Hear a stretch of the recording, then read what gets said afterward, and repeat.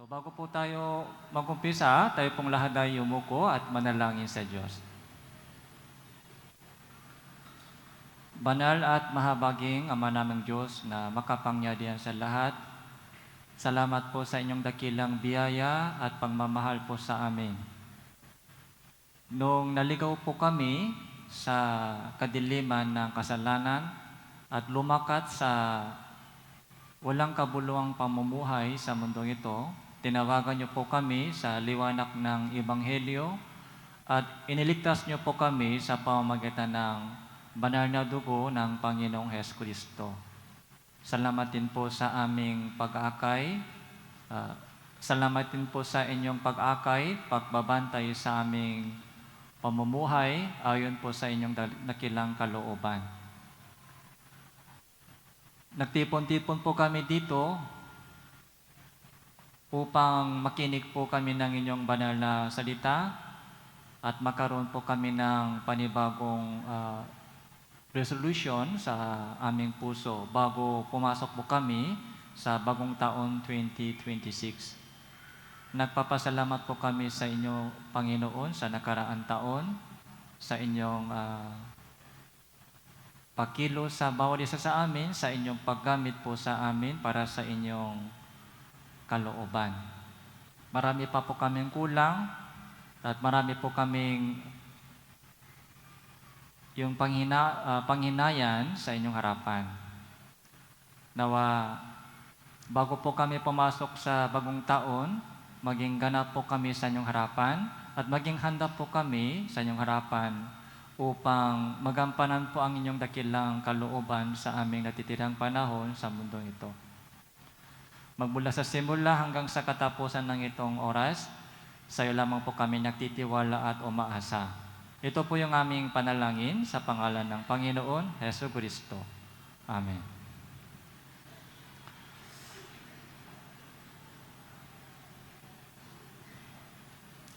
So, kapag pangatlong session o pangapat na session,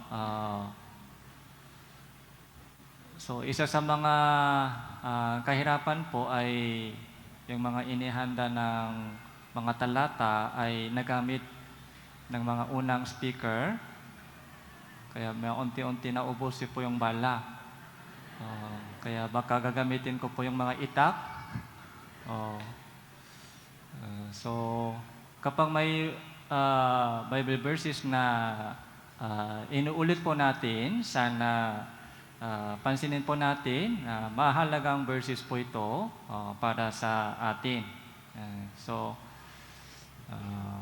Yung pangatlong session po ito ay patungkol sa obedience.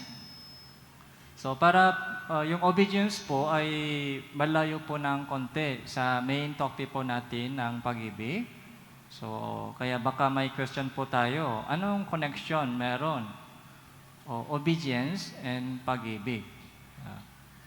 Kaya sa oras na ito, pag-usapan po natin ng mabuti kung anong koneksyon, anong kinalaman po meron sa pagitan ng obedience and pag-ibig ng Diyos. So para may idea po tayo kung ano po ang obedience, yung pagsunod, tingnan po natin sa Biblia, Numbers chapter 19 po. Numbers chapter 9 verse 15.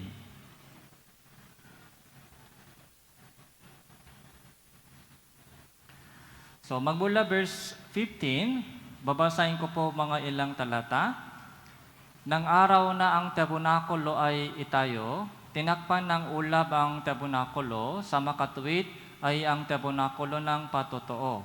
Mula sa paglubok ng araw hanggang sa kinaumagahan, yun ay nasa ibabaw ng tabernakulo na parang anyong apoy.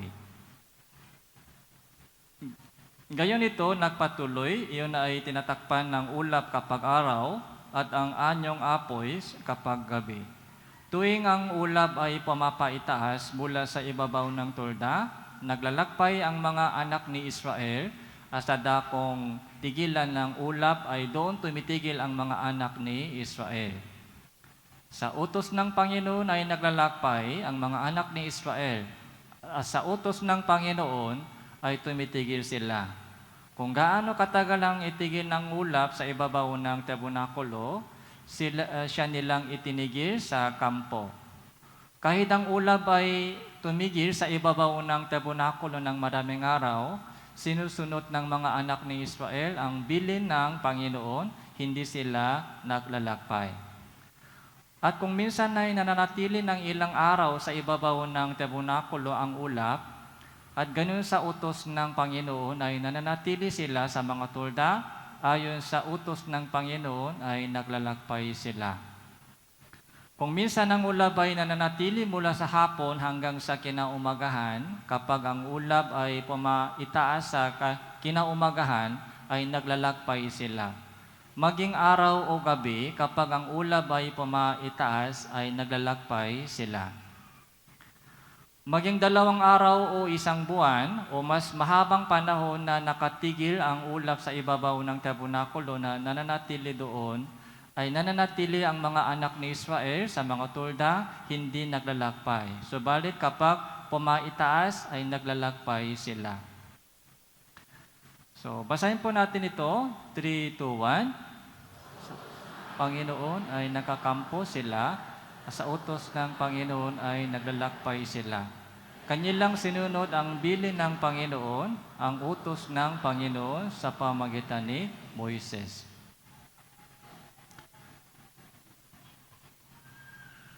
So, ito po yung napakagandang example, halimbawa ng obedience sa Lumang Tipan. Katulad po ng ginagawa po natin.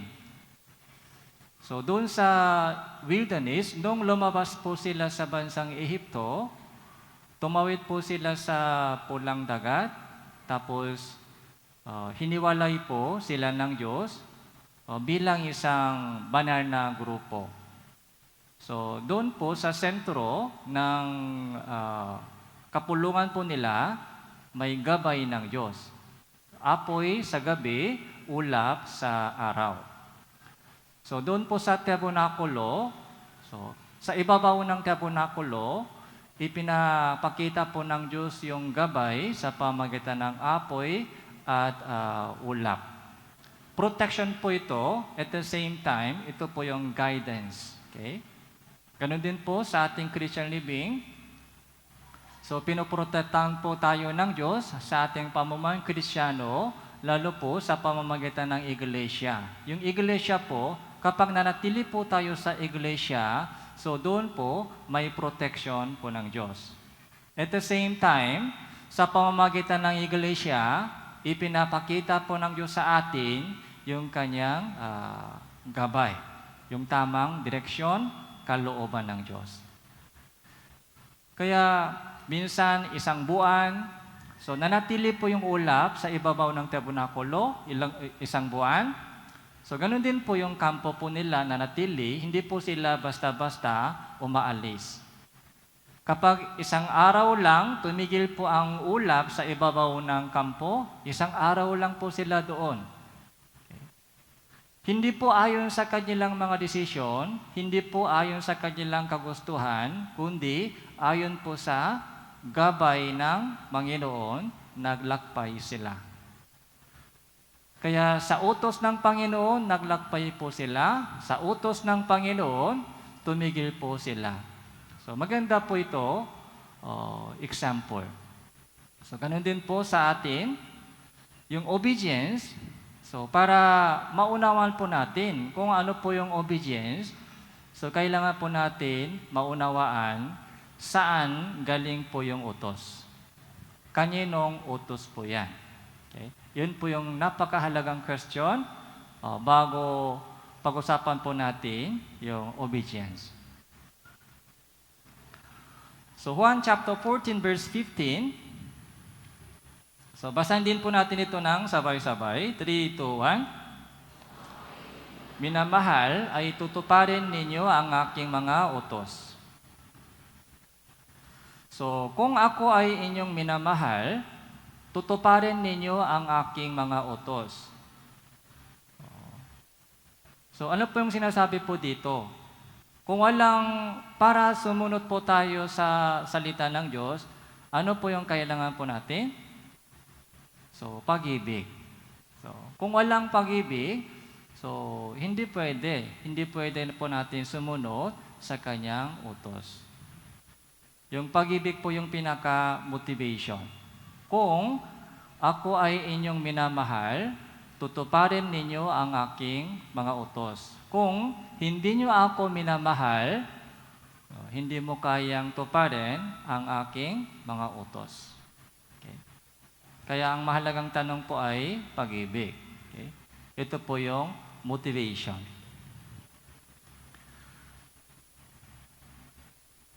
So, ang mahalaga po sa paningin ng Diyos ay motibo sa ating puso. Okay? Sa lahat ng ating ginagawa, may motibo. Tama po ba? So, walang aksyon na walang motibo. Okay? So, kumakain tayo, ano po yung motibo dyan? Bakit kumakain tayo? Gutom. Nag-enjoy po ba kayo ng pagkain? Kaya kumakain? Meron din, pero konti lang. Okay? So, karamihan po ng mga tao po ay kumakain dahil sa gutom. So, kung walang motibo, so walang aksyon. Sa lahat ng ating sinasabi, sa lahat ng ating ginagawa, may motibo. Bakit nandito po kayo? Okay? May motivation, may reason. So, tinitingnan po ng Diyos yung ating puso, kaya chinecheck po niya, sinusubok po ng Diyos kung ano po ang motibo sa ating mga ginagawa. Hindi po ito alam ng ibang tao, okay? Pero alam po ito ng Diyos. Kung ano ba talaga yung pinaka-motivation sa buhay ko. Okay? Kumakain po tayo dahil gutom, yun po yung dating motibo. Pero anong sinasabi ng Diyos? Kung nabubuhay man tayo o mamatay, so para sa Panginoon. Kahit kumakain tayo para sa Panginoon, umiinom tayo para sa Panginoon, natutulog po tayo para sa Panginoon. Yun po yung panibagong motibo sa ating buhay. Kahit magandang pakinggan, ay para sa Panginoon nabubuhay ako, pero minsan, hindi ba tayo kumakain dahil gutom lang? Sinasabi natin, natutulog ako, nabubuhay ako para sa Panginoon. Pero minsan, yung pinakamotibo sa ating ginagawa ay malayo sa kalooban ng Diyos. Natutulog tayo dahil pagod, kumakain tayo dahil gutom, umiinom tayo dahil uhaw. So, kailangan po natin isipin ng mabuti, ano ba talaga yung motivation? Example po, yung mga nanay, tatay dito, yung mga nanay, lalo po yung nanay dito, bakit po kayo gumigising ng maaga at nagluluto? Okay? Para kanino? Para sa sarili o para sa anak?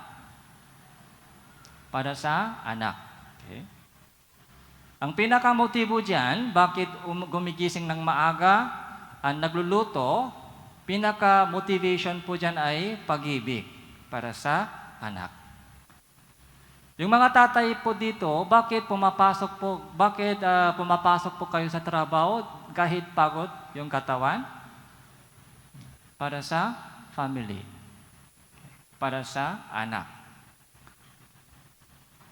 Kung isipin po natin mabuti, yung buong mundong ito ay tumatakbo dahil sa pag-ibig. Kung walang pag-ibig, so magiging stop po yan, magiging stop kung walang pag-ibig. Pero minsan po, yung motivation po ng mga maraming tao po ay minsan takot. Kumikilos po di sila dahil sa takot. Takot po yung pinaka-motivation. Okay? Ibig sabihin, tumitingin po sila, nagtatabaw sila, nag-aaral. Nag-aaral yung mga bata dahil sa takot kay mama. Minsan, pag bumaksak So, palo. Okay? Kaya nag-aaral ng masipag dahil takot. So, umari, nag-aaral po sila para sa future.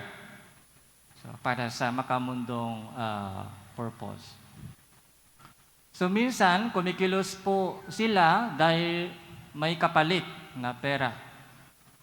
Kung walang sahod, hindi kumikilos. Pero kumikilos dahil may kapalit ng pagod. Okay?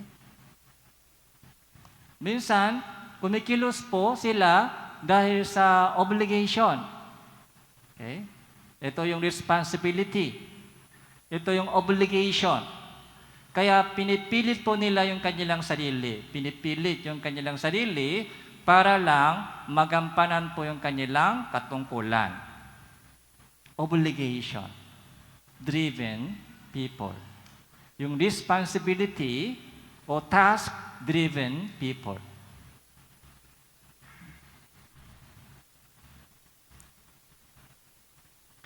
Ako din po, kapag malapit na po yung retreat, so maraming kailangan gawin. Okay?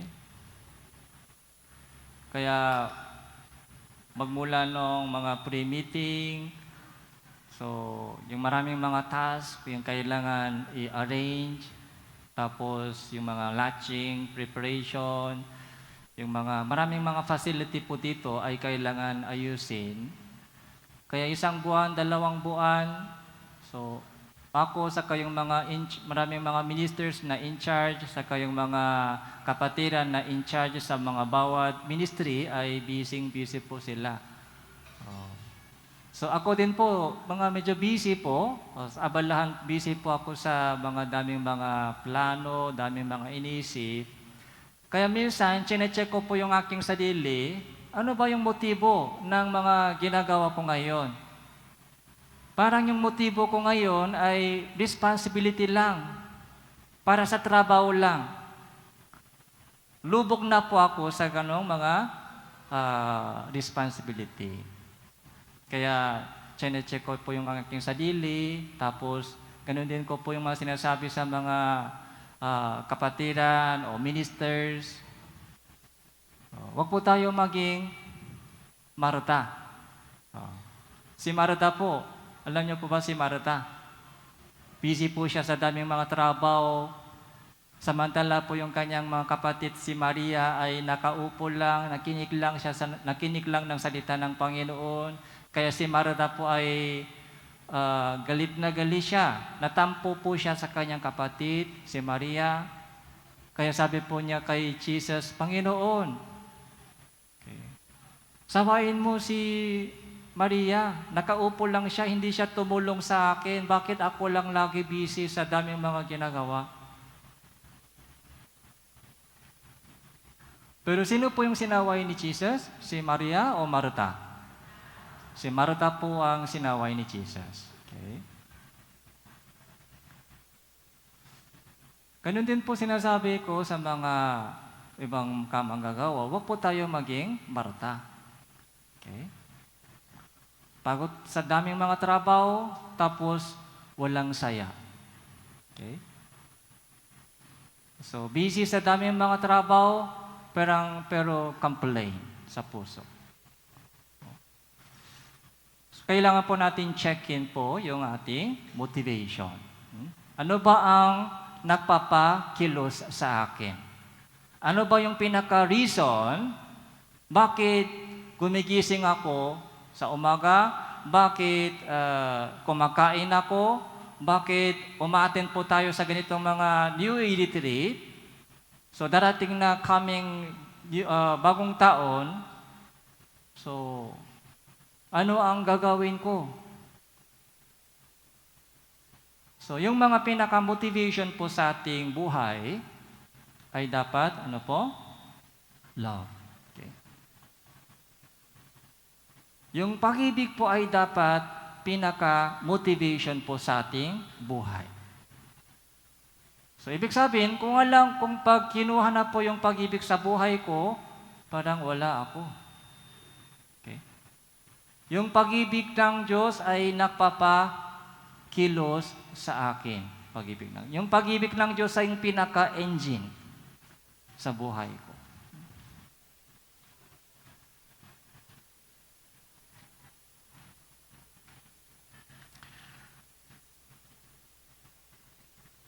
Sa Juan chapter 17, verse 3, ano po ang sabi po doon? Juan chapter 17, verse 3, ito ang buhay na walang hanggan, na ikaw ay makilala nila na isang Diyos na tunay at si Jesus Kristo na inyong sinugo. Yung buhay na walang hanggan, ano pong sabi doon? Yung buhay na walang hanggan ay hindi po yung knowledge. Yung buhay na walang hanggang salvation, born again, the same meaning, kaligtasan, hindi po ito patungkol sa knowledge. Ito po yung relation po natin, relation. Makilala nila na ikaw ay isang Diyos na tunay at si Jesus Kristo na inyong sinugo. Relation po natin. Relation po natin.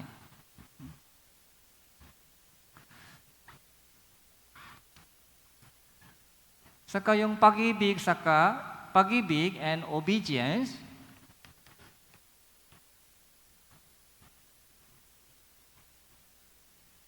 sabi sa Biblia, sinabi ng Panginoon, kung minamahal mo ako, tutuparin ninyo ang aking mga utos. Okay? So, ito po yung may connection. Okay? Connection. Dahil po yung ating Christian living ay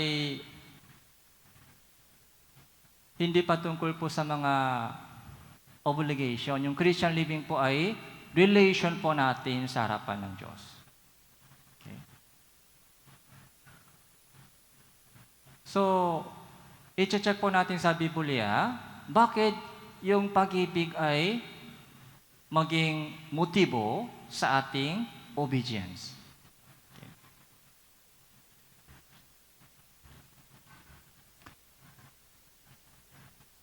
Ganito po ang nangyari nung naligtas po tayo. Nung na-save po tayo, ano po yung unang naramdaman po natin? Nung naligtas po tayo, masaya o malungkot? Oh, masaya, masaya. Okay?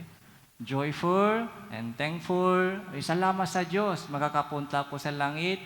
Lahat ng kasalanan ko ay natubos na sa pamamagitan ng dugo ni Jesus. Past, present, future sin lahat ay napatawat na, natubos na. Salamat Panginoon, masaya ako, makakapasok ako sa langit. Yun lang po ba nangyari sa atin?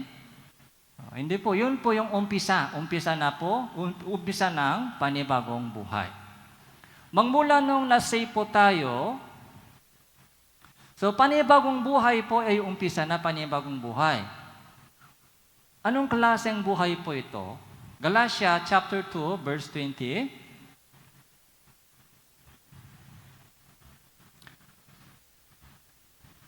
Ako'y pinakong kasama ni Kristo, hindi na ako ang nabubuhay, kundi si Kristo ang nabubuhay sa akin. So ito po yung nangyari.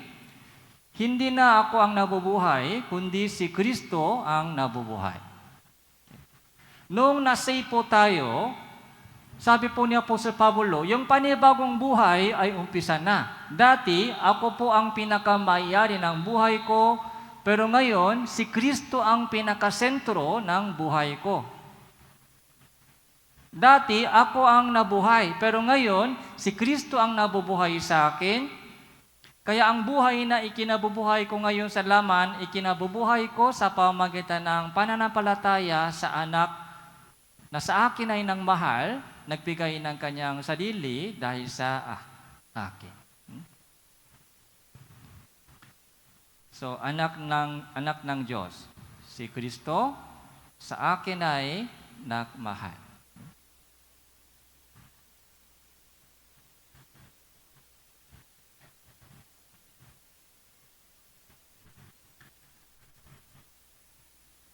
So, dati po wala po akong pakialam sa kalooban ng Diyos. Pero nung naligtas po tayo, so kaninong kalooban ay hinanap ko? Kalooban ng Diyos. Dati po, anong kalooban ay mahalaga sa akin? Yung sariling plano. Plano ko, sariling pangarap ko, ganito yung gagawin ko, ganito. Pero mula nung lasay po tayo, kaninong plano po ay mahalaga sa akin? Plano ng Diyos sa akin. Yung kalooban niya sa akin. Yung banal na kalooban ng Diyos sa buhay ko, sana dapat yun ang matupa sa akin. Hindi po yung mga sariling pangarap o sariling plano. Kaya yung kalooban ng Diyos ay naging kalooban ko. Kagustuhan po ng Diyos ay naging kagustuhan ko. Pag ayaw ng Diyos, ayaw ko din. Kung gusto ng Diyos, gusto ko rin. God's will is my will. Philippians chapter 2 verse 13. Basahin po natin ito ng sabay-sabay. 3, 2, 1. Sapagkat Diyos ang gumagawa sa inyo, maging sa pagnanais at sa paggawa para sa Kanyang mabuting kalooban. So, pansinin po natin, mabuting kalooban, ito po yung kalooban. Diyos ang gumagawa sa inyo, maging sa pagnanais. Desire, muna, tapos gawa, paggawa. Kaya ito po yung tinatawag na holy desire. Yung pangnanasa ng banal na Espiritu po ay dumating po sa atin. Kaya God's will is my will. Kaya ano po yung buhay po natin, hinahanap po natin yung kanyang sinisika po natin, bigyan lugot ang Panginoon. Kaya 2 Corinthians chapter 5 verse 9. So basahin din po natin ito, 3, 2, 1. Kaya't maging nasa tahanan o malayo sa tahanan, ang aming mitiin ay ang bigyan siya ng kasiyahan. Okay.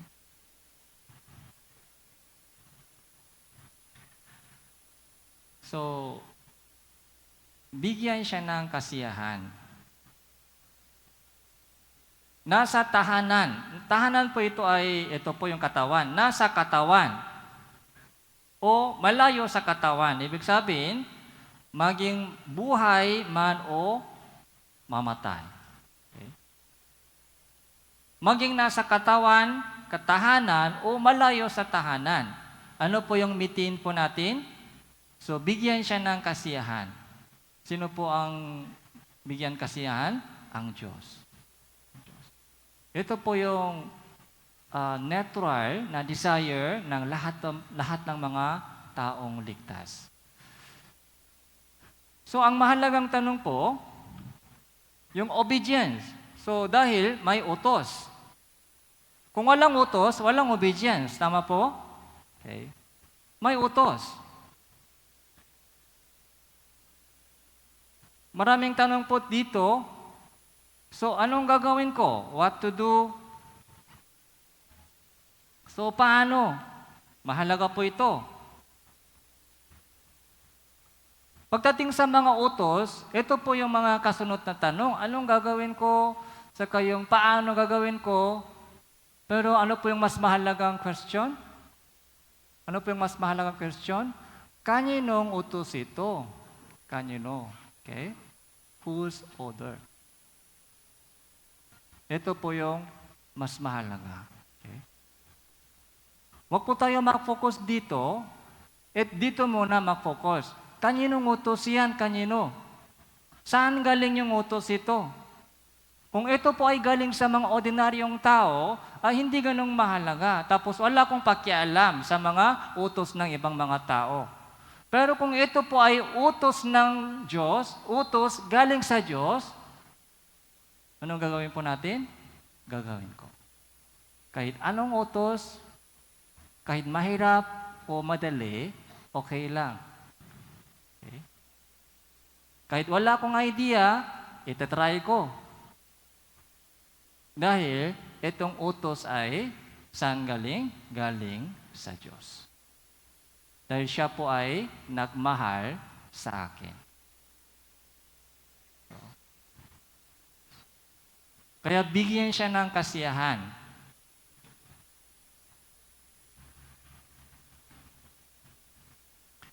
Kaya Roma chapter 12 verse 1, verse 2.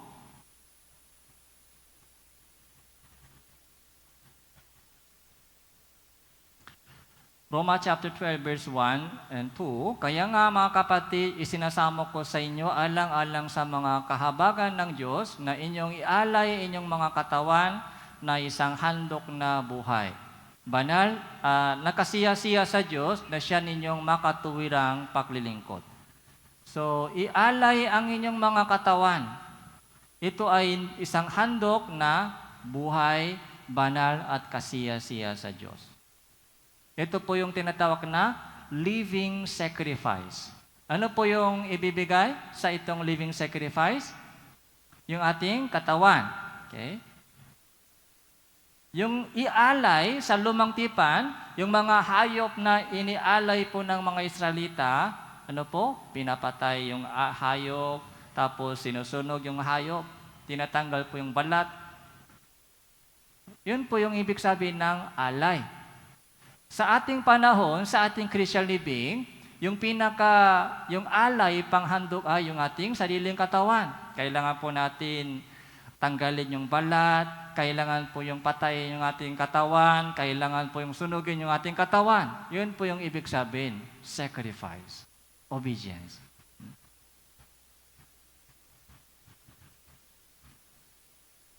Verse 2, huwag ninyong tularan ang sadibutang ito, kundi magbago kayo sa pamamagitan ng pagbabago ng inyong pag-iisip upang mapatunayan ninyo kung alin ang mabuti, kasisiya, alubos na kalooban ng Diyos. The will of God. Okay? Kaninong utos? Utos ng Diyos.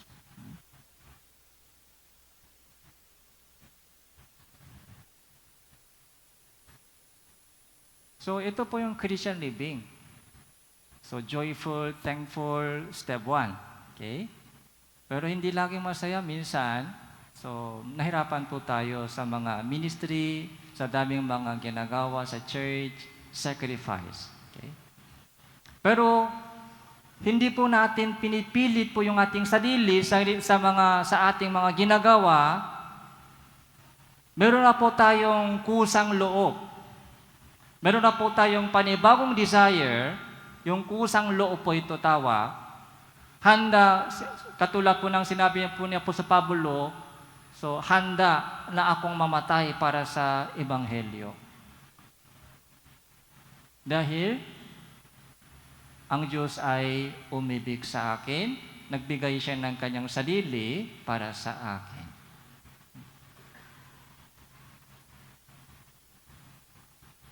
Kaya 2 Corinthians chapter 5 verse 14 to 15, basahin po natin ito ng sabay-sabay, 3, 2, 1. Ang pag-ibig ni Kristo ang humihimok sa amin sapagkat kami ay lubos na naniniwala na ang isa ay namatay para sa lahat.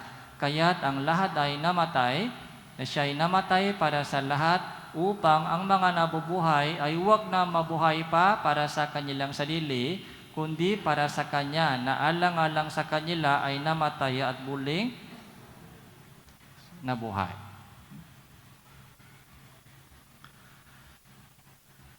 So, pag-ibig ni Kristo ang humihimok sa amin. So, ito po yung love-driven life. Okay.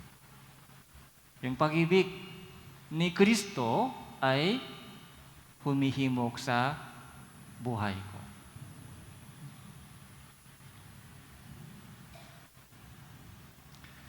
Sa mga 12 disciple, sino po ay kilala po natin yung apostle po ng pag-ibig? Sa mga 12, sino po? Apostle Juan. Apostle Juan po ay kilala po natin ay apostle po ng pag-ibig. Kaya Gospel of John, so 1 John, 2 John, and 3 John, tapos Revelation, yung 5 aklat po ay sulat po ni Apostol Juan. So ganito po yung sabi po ni Apostol Juan, chapter 3 verse 16.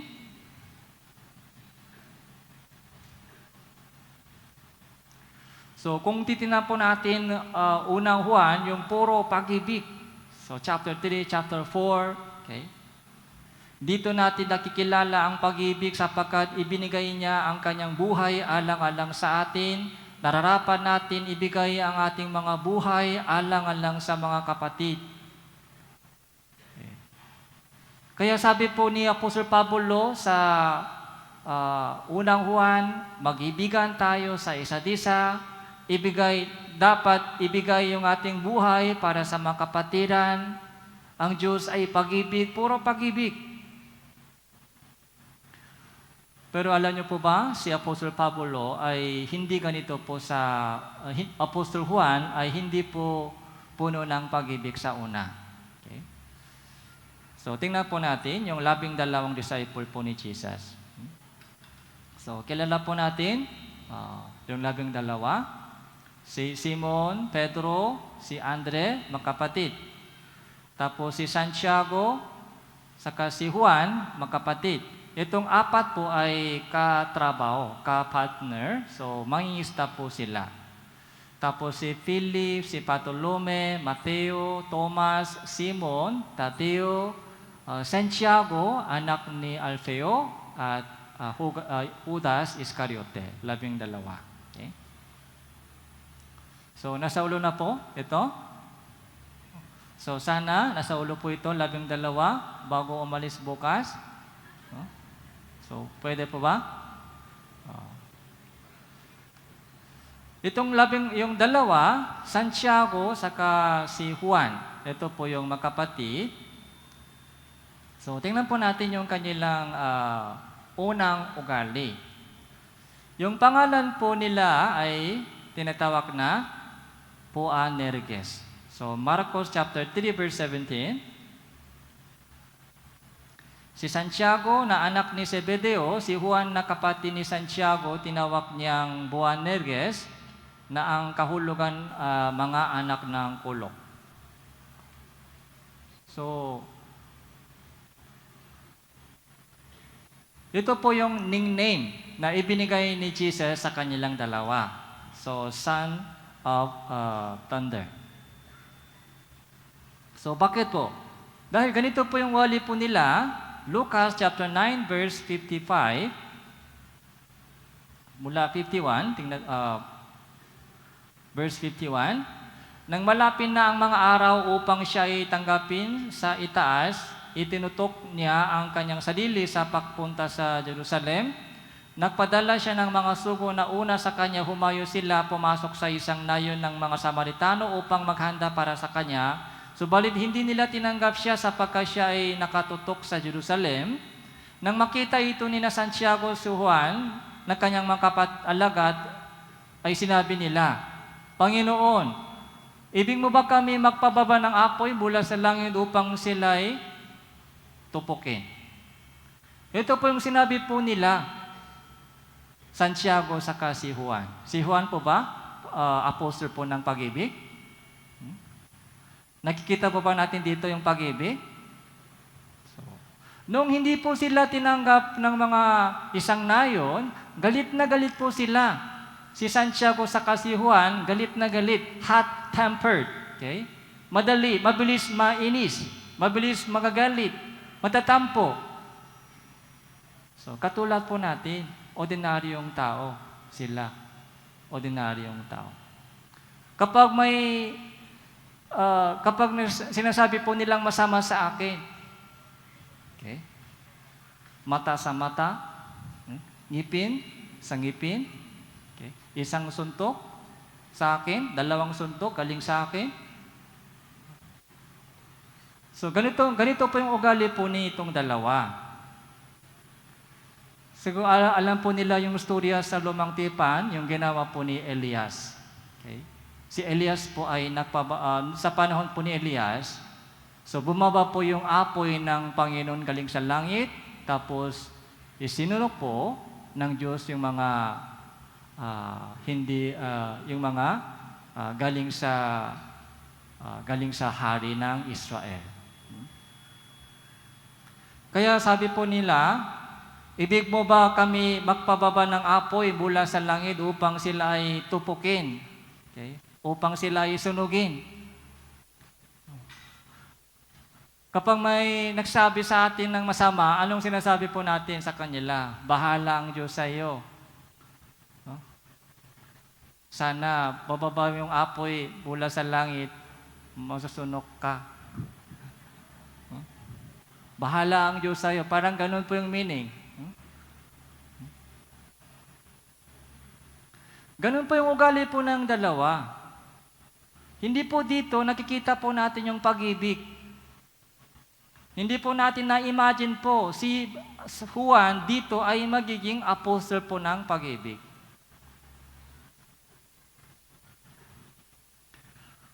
Isa pa po, Marcos chapter 10 verse 35. Marcos chapter 10 verse 35. Lumapit sa kanya sina Santiago at Juan na mga anak ni Zebedeo na nagsabi sa kanya, Guro, ibig namin, gawin mo sa amin ang anumang aming hingin sa inyo. Sinabi niya sa kanila, ano ang ibig ninyong gawin ko para sa inyo? Sinabi nila sa kanya, ipakaloob mo sa amin na makaupo kami ang isa-isa inyong kanan, ang isa-isa galiwa sa inyong kaluwalhatian. So, lumapit sila, Santiago, Juan, kay Jesus, tapos sinabi po nila, Panginoon, sana ganito ang gawin ninyo sa amin. Ano ba ang prayer mo? Ano po yung prayer po nila? Ano po yung gusto nila mangyari? Mataas na posisyon. Mataas na posisyon. Isa sa kanan ni Jesus, isa sa kaliwa ni Jesus, sa kanyang kaluwalhatian. May worldly passion po sila. Mataas na posisyon gusto po nila. Okay? Yung katulad po ng session 2 kanina po, yung serving. Wala po silang pusong lingkot. Okay? Meron po silang pusong boss.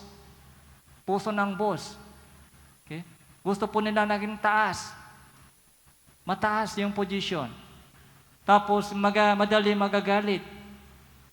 Katulad po natin po sila, pero bakit po si Juan, apostol, ay naging apostol po ng pag-ibig? So, dahil po sa pag-ibig ng Panginoong Jesucristo. Okay. Tumanggap siya ng pag-ibig ng Diyos. Tumanggap po siya ng pag-ibig ng Panginoong Jesucristo. Okay. Kaya napuno din po siya ng pag-ibig. Kaya ganito po yung sabi, Juan chapter 4 verse 10. Unang Juan chapter 4 verse 10. Narito ang pag-ibig, hindi sa tayo'y umibig sa Diyos, kundi siya ang umibig sa atin, sinugo ang kanyang anak na pantubos sa ating mga kasalanan. Okay? Hindi tayo umibig sa Diyos, kundi siya ang umibig sa atin.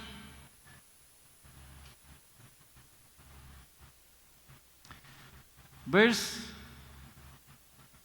19 po, basahin po natin, 3, 2, 1. Tayo ay umibig sapagkat siya ang unang umibig sa atin. Okay.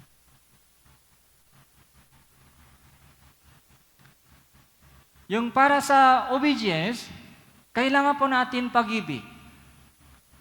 Ang problema po, wala po tayong pag-ibig. Katulad po ni Juan, Santiago. So, mabilis po tayo nainis. Kulang po tayo sa pagtitiyaga, pagtitiis. Paano po tayo umibig sa iba? Sa ganitong ugali, impossible po ito, impossible. Yung pag-ibig po ay galing sa Diyos. Ang Diyos po ang unang umibig sa atin, kaya doon po natin nakilala ang tunay na pag-ibig. Ganito pala yung pag-ibig. Tunay na pag-ibig, genuine pag-ibig, genuine love, unconditional love. Si Kristo ay namatay, pinatutayan ng Diyos yung kanyang pag-ibig sa atin. Nung tayo ay mahina pa, si Kristo ay namatay para sa makasalanan. Nung tayo ay masama, si Kristo ay namatay para sa masasama katulad po natin. Nung hindi tayo karapat-dapat na maligtas, nung hindi tayo karapat-dapat na makapunta sa langit, Isinugo ng Diyos si Jesus sa mundong ito at namatay po siya at dumana po yung kanyang banal na dugo para sa isang miserable sinner katulad ko.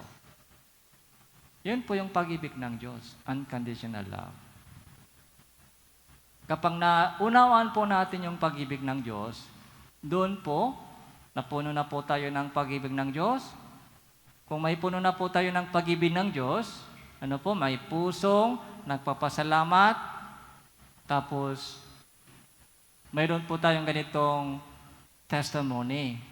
Ano ang aking isusupuli sa lahat niyang kabutihan sa akin. Okay? So,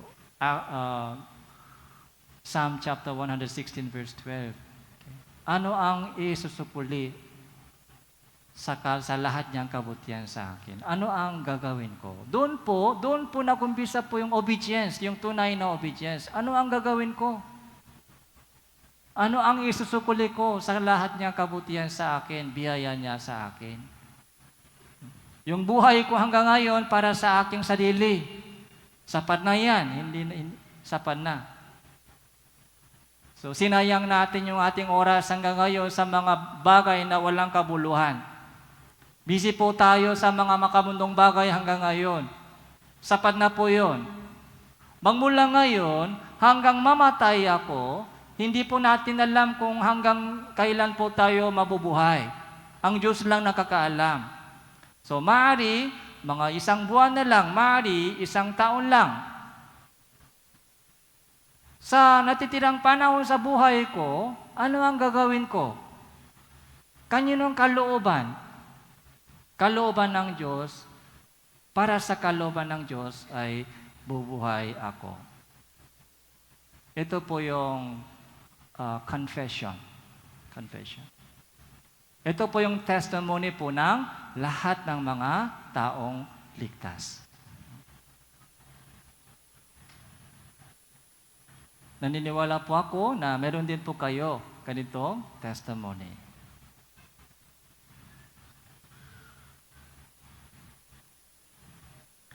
Isa pang case sa mga 12 disciple, tingnan po natin si Pedro.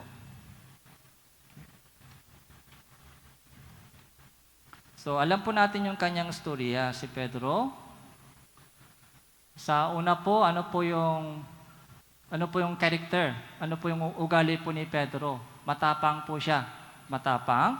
Kaya ganito po yung sabi po ni Pedro, Matthew chapter 26, verse 33.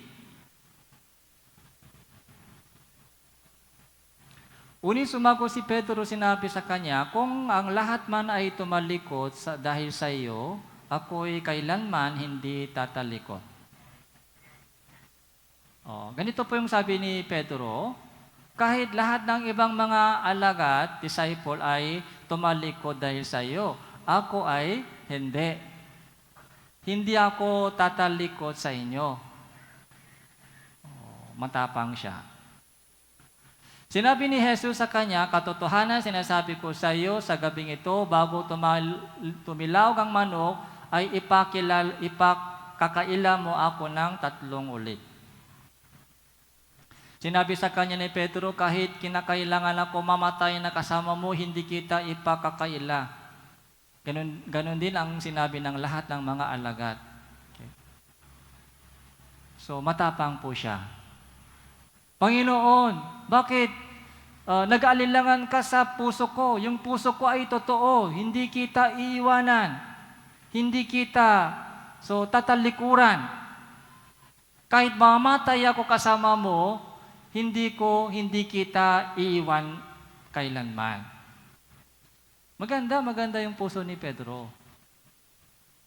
Pero anong ginawa niya? Ayon po sa sinabi ni Jesus, 3 beses po, ipinakailala niya si Hesus Kristo. 3 beses.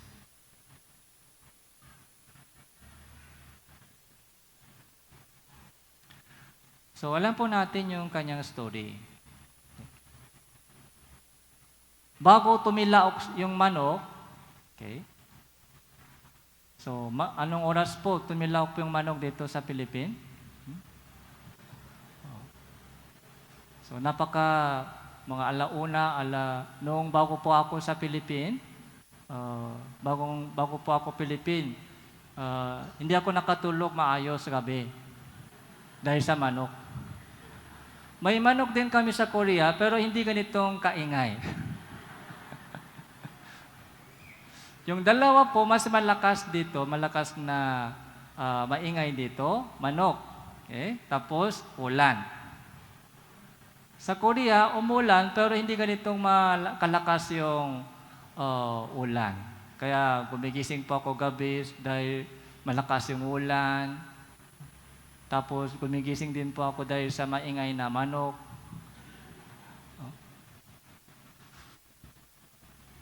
Kahit gusto ko sila yung patayin, pero hindi pwede.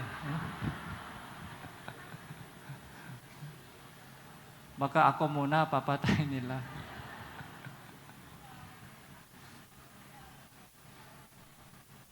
Kaya napaka-detail po yung prophecy po ni Jesus. Bago tumilaog ang manok 2 beses, 3 beses, ipakakailala mo ako. Siguro nagalit si Pedro, Panginoon, bakit may duda ka sa akin? Hindi yan mangyari, pero sa halip ng isang maliit na babae, so sinabi ni Pedro, hindi ko siya kilala, 3 beses. Bakit po ganito po yung nangyari? So, yung ating sariling pagsigasig, meron din po tayong sigasig. Meron din po tayong mga pagsisikap. Minsan, handa po natin mamatay para sa Panginoon. Pero alam niyo po ba, yung sigasig ng isang tao, okay, hindi po basta-basta tinatanggap ng Diyos. Ayaw ng Diyos tanggapin yung yung katuwiran ng tao. Okay? Sigasig ng tao. Sa una, sobrang sigasig, active. Pero yung budget po ito ay hindi po matatagal. Yung budget ng sariling katuwiran, yung budget ng sariling sigasig ay maubos agad. Maubos. Darating po yung oras na maubos yung mga sigasig po natin. Maubos. Okay. Baka meron din po dito na malapit na ubos. Yung mga sigasig ko sa una, masaya ako pero parang pagod na ako. Gusto kong sumuko. Yung budget mo diyan ay malapit na ubos. Hindi po yung tunay na budget. Hindi po hinahayaan ng Diyos na si Pedro mamatay para kay Jesus bago si Jesus mamatay para sa kanya. Okay. Kaya nung namatay si Jesus para kay Pedro, ipinakita ni Jesus yung kanyang pag-ibig para kay Pedro. Nung napatunayan na yung pag-ibig ng Diyos para kay Pedro, so doon po na unawaan po ni Pedro yung tunay na pag-ibig. Yung dating sigasig ay mabilis maubos. Pero yung tunay na pinakamahalagang budget na hindi maubos, ano po ito? Pag-ibig ng Diyos. Pag puno na po tayo ng pag-ibig ng Diyos, hindi po yan maubos.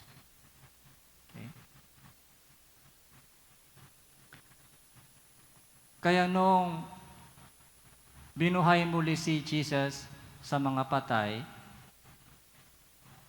Juan chapter 21 verse 15 to 19, ito po yung pinakamagandang storya, isa sa mga pinakamagandang storya sa Biblia. Okay. Ibinigay ni Jesus kay Pedro isang pagkakataon para recovery. Okay. 3 beses ulit. Tanong po ni Jesus, minamahal mo ba ako? Pangalawang beses, minamahal mo ba ako kaysa lahat ng mga tao dito? Okay. Ano po yung sagot po ni Pedro? Matapang po siya, katulad po nung dati, matapang po siya? hindi na matapang. Baksak po siya sa sariling katuwiran. Baksak po siya sa sariling pagsisikap. Baksak na. Naging humble na po siya. Pero ngayon, sinabi po ni Pedro kay Jesus na nalalaman mo, Panginoon, na minamahal kita. Kahit hindi malakas na boses. So, sure na po si Pedro sa kanyang pag-ibig, pangmamahal kay Jesus. Dahil alam na niya, si Jesus ay namatay para sa kanya. Sa oras na ito, the same question ay tinatanong po ng Diyos sa atin lahat. Okay? Bago umalis po tayo sa itong retreat center, sana kayong lahat po, bawat isa sa atin po dito ay sana sumagot sa tanong po ni Jesus, minamahal mo ba ako? Oh. Hindi sa akin, kundi kay Jesus. Mamayang gabi, bago matulog po kayo, mag-pray po kayo. Okay? Mag-pray. Tapos, sumagot po kayo. Sumagot po kayo kaya sa Diyos, itong tanong, minamahal mo ba ako? Okay? Dahil, nakita na po natin si Jesus ay ipinako sa cross. Alam po natin, siya po ay namatay para sa akin. Dahil sa akin, para sa akin, nakita po natin sa Biblia. Kaya ito na po yung panahon na dapat sumagot po tayo sa Kanya. Kung minamahal po ba natin ang Panginoong Hesukristo o hindi pa. Doon po mag-umpisa po yung tunay na obedience po natin. Kung malinaw po yung ating sagot sa tanong po ito, minamahal mo ba ako? Doon po mag-umpisa po yung ating buhay ng obedience. Okay. Tutuparin mo ang aking utos. Kaya si Apostle Pedro po, noong nakita po niya si Jesus na muling binuhay sa mga patay, so naging matapang po siya. Okay. Wala na siyang takot sa kamatayan. Wala na po siyang takot sa anumang mga pag-uusig, sa mga kahit kamatayan, so wala nang takot. Acts chapter 4, verse 19.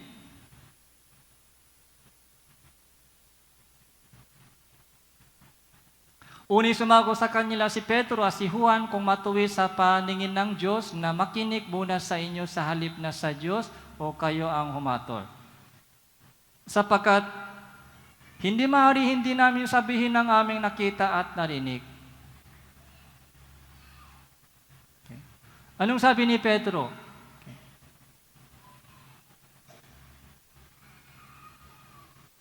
Kung matuwi sa paningin ng Diyos na makinig muna sa inyo sa halip na sa Diyos, kayo ang humatol. Humatol kayo kung ano ang tama, pakikinig sa tao o pakikinig sa Diyos. Alin ba tama? Pagsunod sa tao, pagsunod sa Panginoon. Yun po yung sabi po ni Pedro. Hindi maaari, hindi namin sabihin ang aming nakita at narinig. Matapang po siya sa kanyang ministry. Kaya ito po nangyari. Love muna, tapos obey. Hanggang mamatay.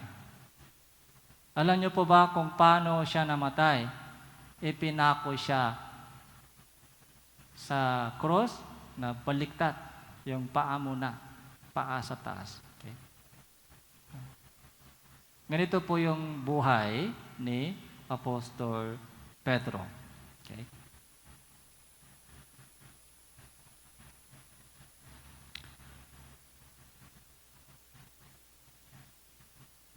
So, yung God is love, yung pag-ibig ng Diyos sa atin, yung pag-ibig po ay galing sa Diyos. Kaya nung naunawan po natin yung kanyang pag-ibig, so tayo din po ay umiibig sa Diyos. Umiibig sa Diyos. Wala po tayong pag-ibig.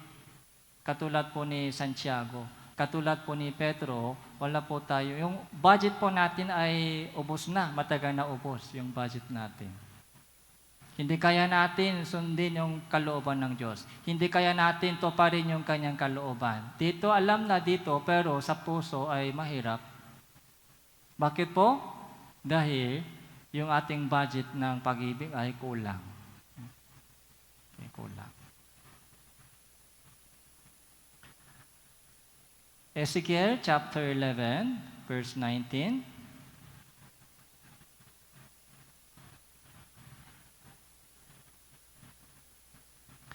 So, Ezekiel chapter 11, verse 19 po, hanggang 20. Bibigyan ko sila ng isang puso at lalagyan ko sila ng batong espiritu. Aalisin ang batong puso sa kanilang laman at aking bibigyan sila ng pusong laman. Upang sila ay makasunod sa aking mga tuntunin at maganap ang aking mga batas at magawa ang mga iyon. Sila ay magiging aking bayan, ako ay magiging kanilang Diyos. So ito po yung isang propesya ni Ezekiel patungkol sa pagbaba ng Holy Spirit po sa atin. Yung dating puso po natin, ano po? Batong puso, dati. Matigas yung puso, matigas yung ulo. Pero panibagong, nung ligtas po tayo, ano po ang ibinigay ng Diyos sa atin? Pusong laman. Pusong laman, matigas po o hindi? Malambot. Malambot. Okay. Upang sila ay makasunod sa aking mga tuntunin, utos. Upang maganap ang aking mga batas at magawa ang mga tuntunin, mga batas ng Diyos, kalooban ng Diyos. Dahil po sa tulong at gabay ng Holy Spirit. Ito po yung bagong spirito. Okay?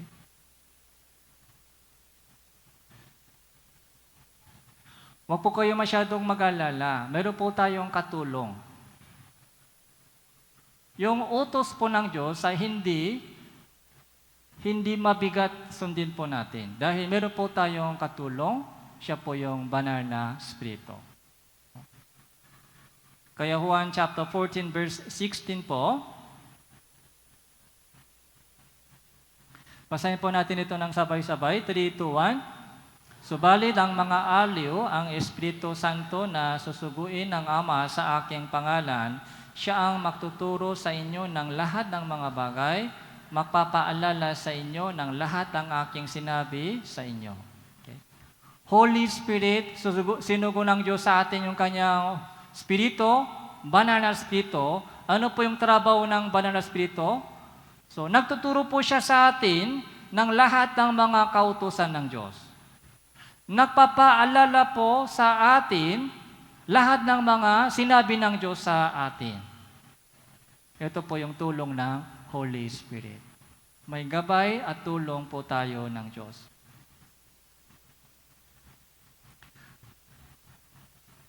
Kaya yung kalooban ng Diyos, ano po ay, sa dami po ng mga kalooban ng Diyos dito, so, yung pinakauna, yung buhay na walang hanggan, ito ang kalooban ng aking Ama, na sa bawat nakakita sa anak at sa kanya'y sumampalataya, ay makaroon ng buhay na walang hanggan, yung eternal life, yung kalooban ng Diyos. Pangalawa po ay kabanalan, holiness, yun din po yung kalooban ng Diyos.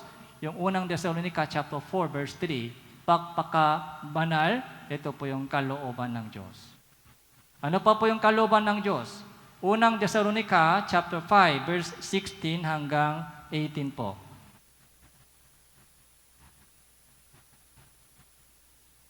Okay. So pwede po ba natin itong basahin? 3, 2, 1.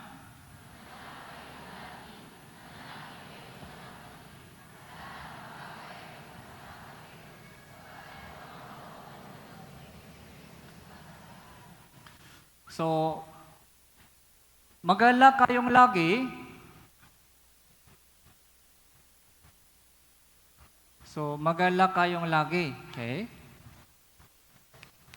Tapos, manalangin, walang patit. So, prayer, lagi. Tapos, pangatlo po, so give thanks. Sa lahat ng mga bagay, magpasalamat kayo. Ito po yung kalooban ng Diyos. Tama po? Kaya yung eternal life, yung salvation, so tapos na po tayo dyan. Ligtas na po tayo. Kaya nasa proseso ng kabanalan tayo.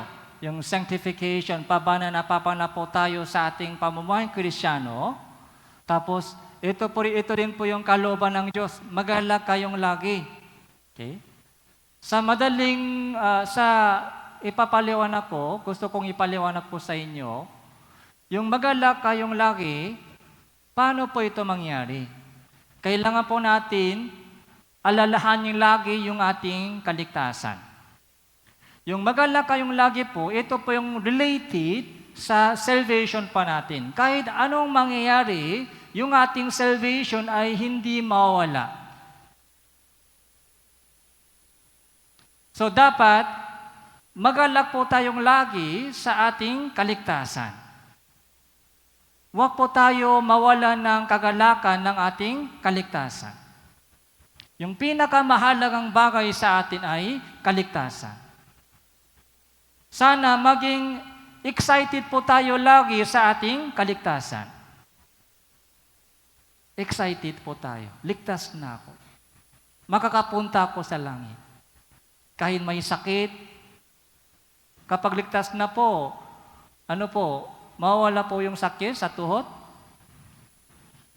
Yung mga nanay dito, yung mga senior dito. Yung sakit sa tuhod, nandyan pa rin o wala na? Nandyan pa rin. Yung BP, mataas pa rin o bumaba na? Mataas pa rin.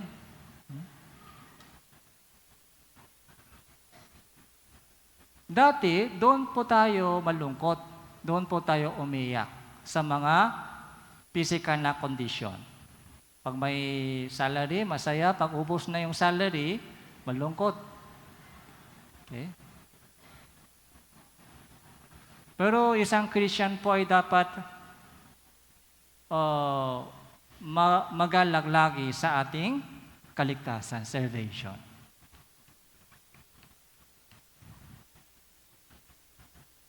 Sabi po ni Jesus, nung yung mga alaga ni Jesus ay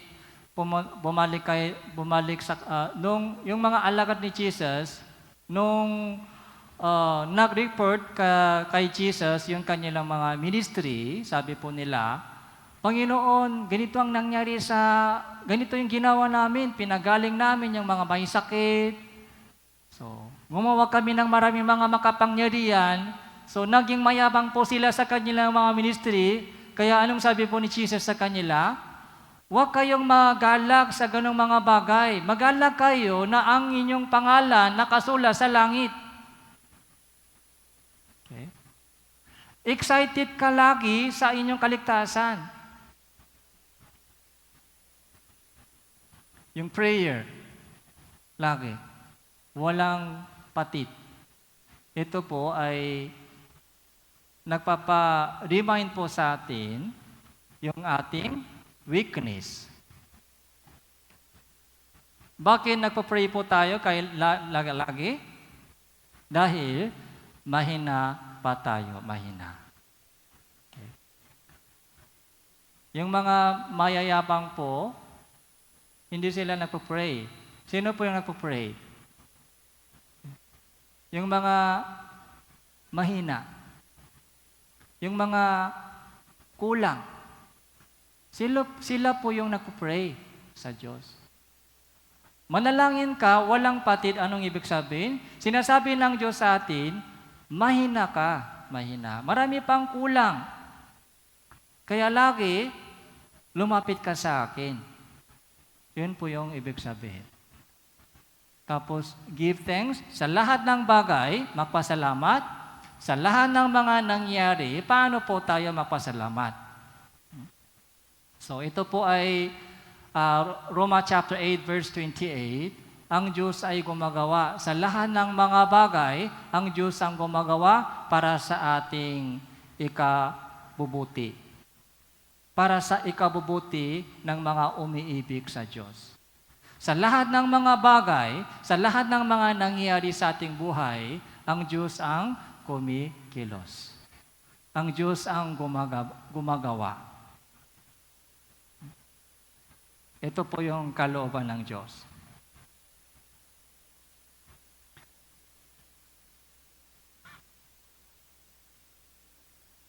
Pero dahil sa mga connection po natin, sa tema po natin, ito, love one another, ganito po, pwede po yung apply po natin ito sa mga brothers sisters. Okay? Ito po ay sa harap ng Diyos. Sa harap ng Diyos, dapat ganito po. Pero sa mga kapatiran, ano po ito? Mag-alala kayong lagi. Smile kayo lagi. Smile. Sa mga kapatiran, pwede ba mag-smile kayo sa tabi ninyo? So prayer, fellowship kayo lagi. Fellowship. Give thanks. Ano po? Say thank you. Ito po yung mga pwede po natin apply sa mga kapatiran. Okay? Sa lahat ng mga bagay, say thank you. Sa church, smile tayo. Smile. Minsan, mayroon pong kapatiran na ayaw ko mag-church dahil sa brother na ito. Ayaw ko na church dahil sa sister na ito. Kung ganun po, hindi sila mas nagagalak sa kaligtasan. Nakalimutan na po nila kung gaano kadakila yung kaligtasan. Nakalimutan na po nila kung gaano kadakila yung kaligtasan, kaya hindi po sila nagagalak sa kaligtasan, kaya natatampo po sila sa mga kapatiran, madali po silang umalis sa church dahil sa mga maliit na problema. Hindi po nila alam kung gaano kahalaga yung brothers, sisters. Marami pa po kulang, pero ang Diyos ang namatay para sa Kanya. Yung dugo ni Jesus ay dumanak para sa Kanya. Kailangan po natin tanggapin bawat isa. Kung hindi po natin makalimutan kung gaano kadakila yung kaligtasan, napakahalaga yung kaligtasan, yung ang mga kapatiran, brothers, sisters, ay makakasama po natin sa langit, magpakailanman, kahit may kulang pa po sila sa aking mata, pero napakahalaga sila. Napakahalaga, brothers and sisters. Kaya, smile, lagi. Fellowship, mahalaga po, yung connection. Yung isolation, disconnection ay dangerous. Delikado po yan, delikado. Dapat konektado po tayo sa fellowship, konektado. Kahit anumang sitwasyon, kahit masaya o malungkot, yung ating emotion, hindi po mahalaga po yan. Kahit anumang emotion po natin, dapat konektado po tayo sa fellowship. Kapag puto na po yung fellowship, yung disconnected o isolated, brown out po yan, brown out. Magiging madilim yung ating Christian living. Fellowship lagi. Tapos, say, ano po? Thank you. Huwag po natin makalimutan sa maliit na tulong nila. Salamat, thank you. Salamat. So, i-practice po natin araw-araw. Okay? Sa una, mahirap lumabas po ito kung hindi pa sanay. Okay? Okay, kailangan pa say thank you lagi. Maliit lang bagay lang yan, maliit lang. Pero i-practice po natin say thank you kahit small things. Okay? Kahit small favor. Kung ganun po, puro yung mga thanksgiving. Lahat ng mga bagay ay, sa lahat ng mga bagay, pwede say thank you.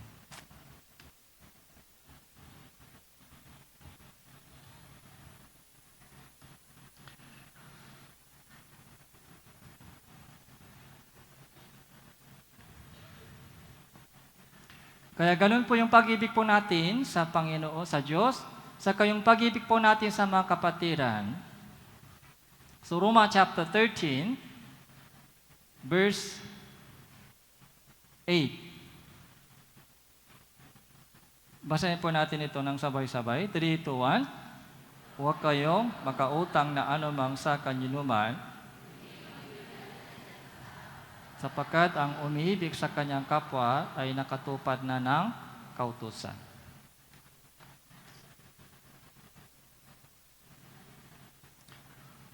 Huwag kayong makautang ng anuman sa kanyinuman. So, may utang po ba tayo? Medyo mabigat topic ito.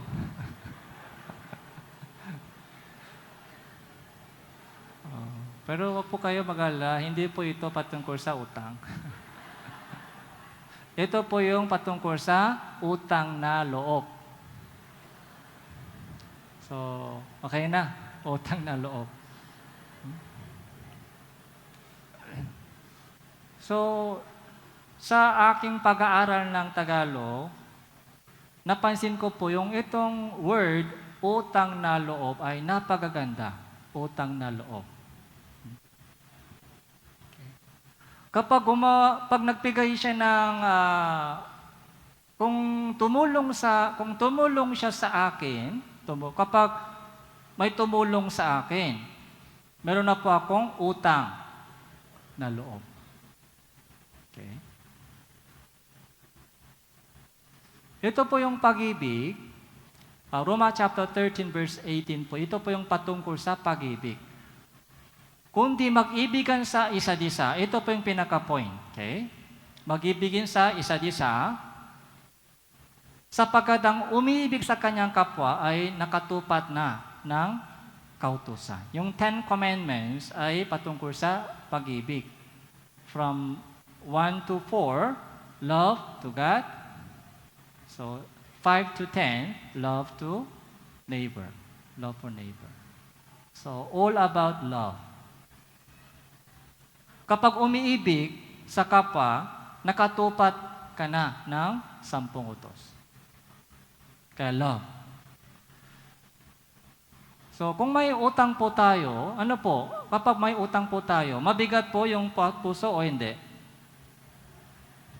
Wala po kayong experience? Huh? Ako lang may experience? Pag may utang, mabigat o hindi? Mabigat. Okay, mabigat. Kaya may burden na dapat bayaran ito, bayaran. Habang natitira pang utang, mabigat. Hindi masarap tulog. Hindi masarap pagkain. May dalawang utang dito sa Biblia, utang ng pag-ibig sa brothers and sisters, tapos utang ng ebanghelyo sa mga unbelievers.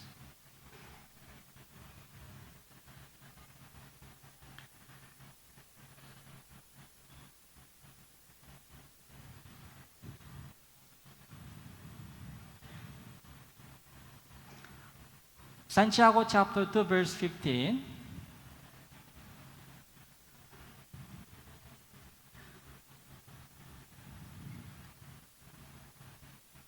Santiago chapter 2 verse 15. Kung ang isang kapatid na lalaki o babae ay namumuhay ng hubad at kinukulang sa pagkain sa araw-araw, at ang isa sa inyo ay magsabi sa kanila, humayo kapag kayong payapa, magpainit kayo at magpakabusok, subalit hindi ninyo sila binibigyan ng mga bagay na kailangan ng katawan, anong pakinabang niyon? Kaya't ang, ito po, okay? Kaya ang pananampalataya na nag-iisa, kung ito ay walang mga gawa, ay patay. Yung pananampalataya na walang action ay patay. Ganoon din po, yung pag-ibig na walang gawa ay patay din. Hindi pwede mag-ibigan po tayo sa isa't isa sa bibig lang.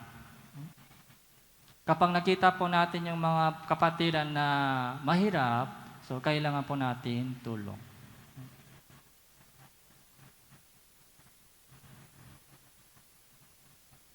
Isa rin po, unang Juan chapter 3 verse 18.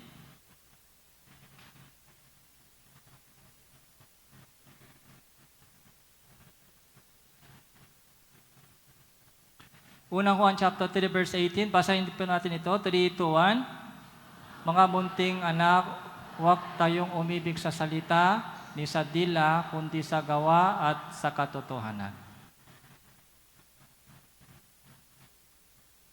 Yung action, di ba yung pag-ibig, yung tunay na pag-ibig ay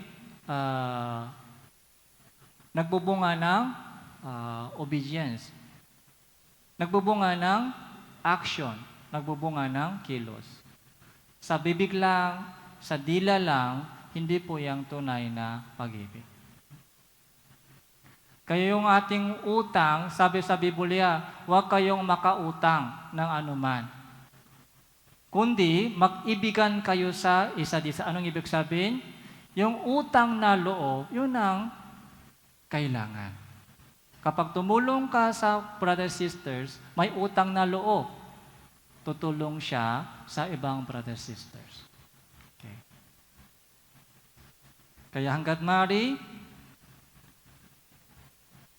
iwasan po natin yung utang sa pera. Pero yung utang sa puso, okay, utang na loob, ay huwag po natin makalimutan. Okay. May utang po tayo sa Panginoon. Tama po? May utang po tayo sa Panginoon. May utang po tayo sa mga kapatiran na nagsakripisyo para sa kaligtasan ko.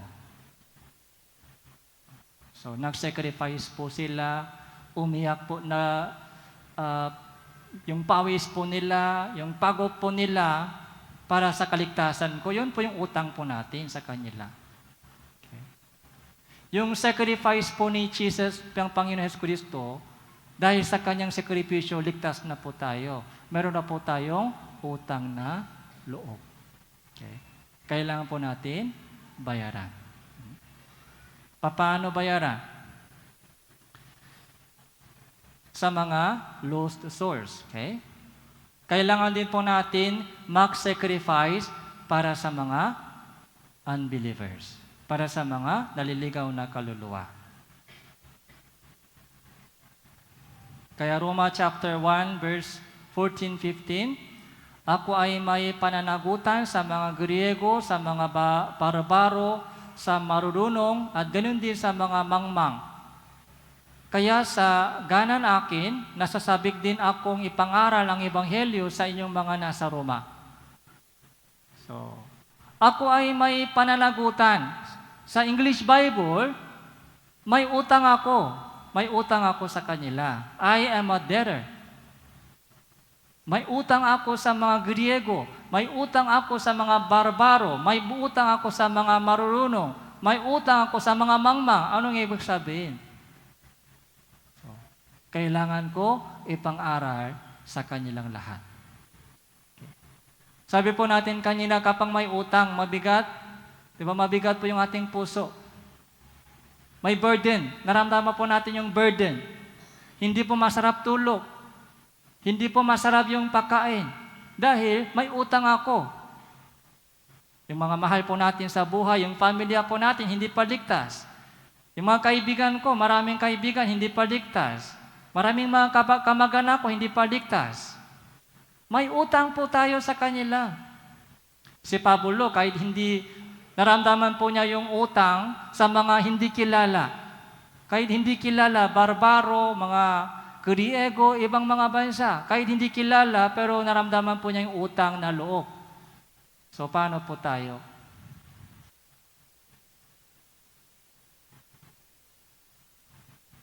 Kaya sinabi po ni Propeta Jeremiah,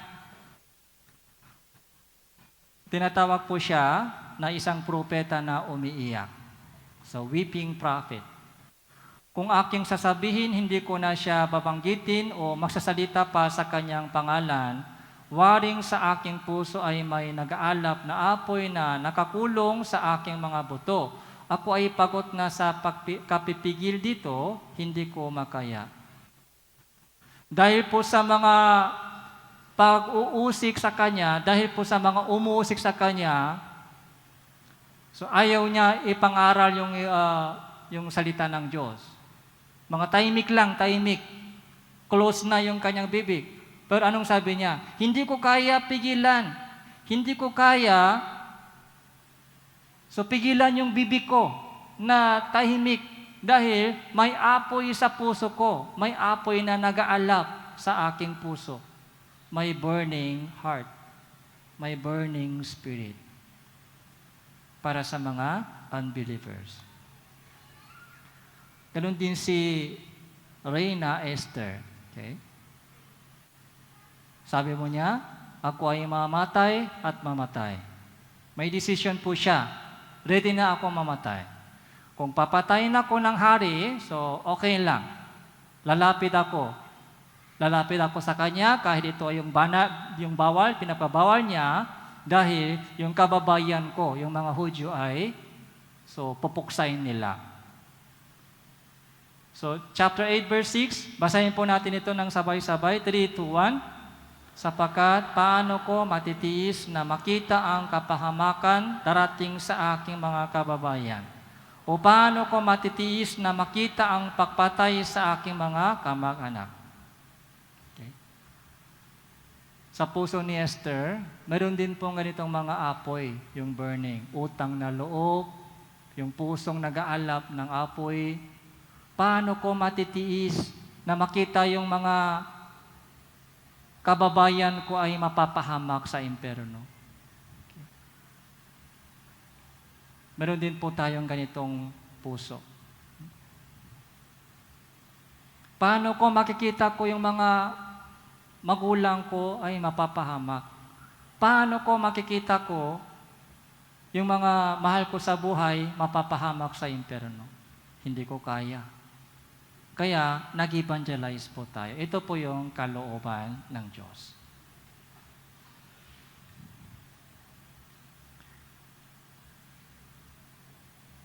Kaya, paano din po natin isang video clips?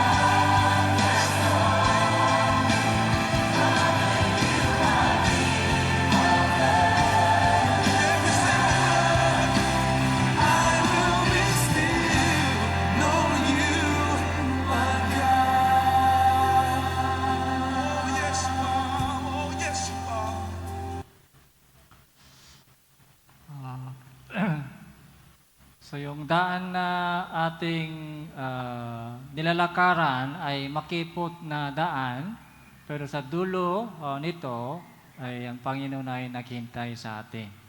Kaya wag po tayo sumuko sa anumang pagsubok at uusig o pagturusa sa ating Christian living. So hanggang dito lang po, manalangin po tayo.